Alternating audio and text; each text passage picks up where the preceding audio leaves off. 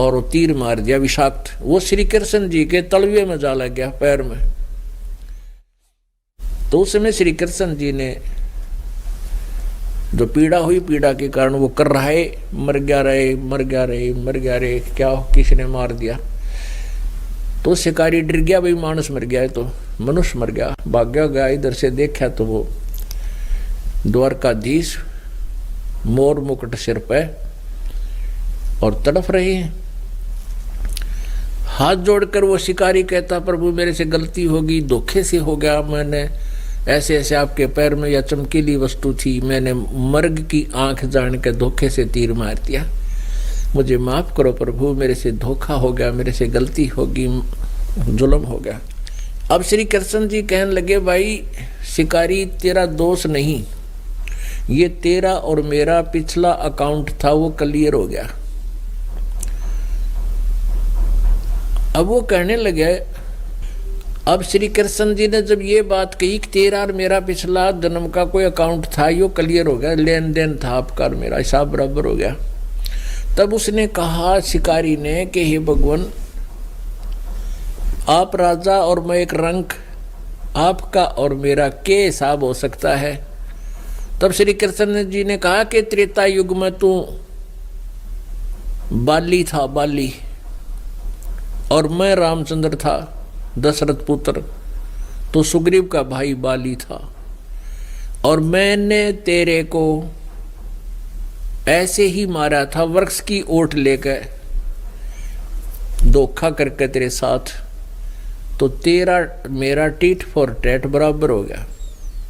और कहने लगा, तू अब यहां से खिसक जा, न तने गढ़ देंगे वह भीम। और भाई कोई संदेशा मेरा भिजवा दे किसी के माध्यम से उन पांडवों के पास, वो मेरे रिलेटिव हैं और यहाँ आ जाएंगे, उनको बता देना जल्दी बुलाए। तो उसने ऐसे किसी के माध्यम से संदेशा भिजवाया, तो वापस आए। तो पुण्यात्माओं, इस कथा से हमने बहुत कुछ जानना है। कहते हैं, बदला कहीं ना जात है तीन लोक के माँ, और सतगुरु मिले कबीर से तो सतलोक ले जा। बदला तो छोड़, वो तो खत्म हो। पूर्ण संत मिल जावे, तत्वदर्शी संत कबीर जी जैसे परमात्मा मिल जावे, ऐसे उनके ज्ञान देने वाले आदेश जिनको हो वो संत मिल जाए, तो वो ही इष्ट हमारे यहाँ प्रारब्ध के कर्म को टाल सकते हैं, प्रारब्ध को कैंसल कर सकते हैं। मासा घटे ना तिल बधे, विद ना लिखे जो लेख, सच्चा सतगुरु मेट कर ऊपर मार दे मेख। कहते हैं, जरा सा भी तिल के समान भी संस्कार में परिवर्तन नहीं हो सकता। जो किए हुए कर्म आधार से तुम्हें प्राप्त हैं, चाहे प्रारब्ध में संचित हैं, क्रियवान हैं। कहते हैं, मासा घटे ना तिल बधे, जो प्रारब्ध के कर्म है उनमें से कोई चेंज नहीं हो सकता, लेकिन पूर्ण संत इस संस्कार में परिवर्तन कर सकता है। तो यहां बताते हैं, तुम कौन राम का जपते जापम, तात कटे ना तीनू तापम।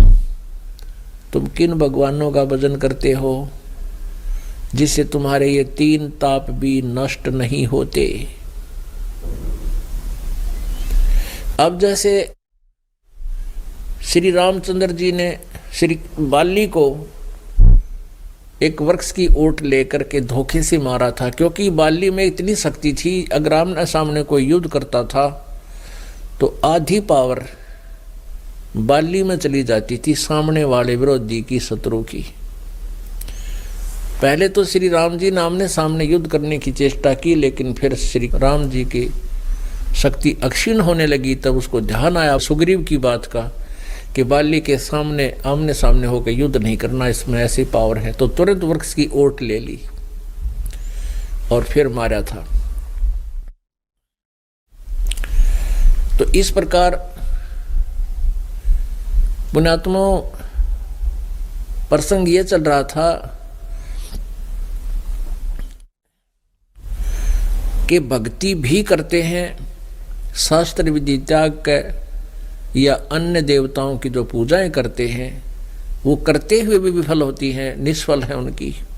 जैसे दुर्वासा जैसे महात्मा, महान आत्मा पूरे प्रसिद्ध हो रहे, पूरे क्षेत्र में, पूरे जो है ना ब्रह्मांड में उसके सामने कोई टिकने वाला नहीं था। और क्या थी उसके पास? सिद्धियां थी, ये बद्दुआ देने की पावर थी, जिससे वह पूरे प्रभु पा करे थे। और उनको महर्षि कहा करते थे, एक दूसरे का नाश करते हैं उनको महर्षि कहते थे।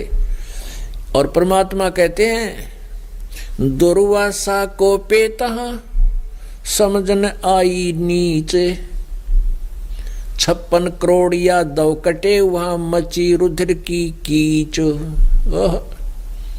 कहते हैं बच्चा ने मजाक कर दिया के बिजली पड़ गई, धमका दे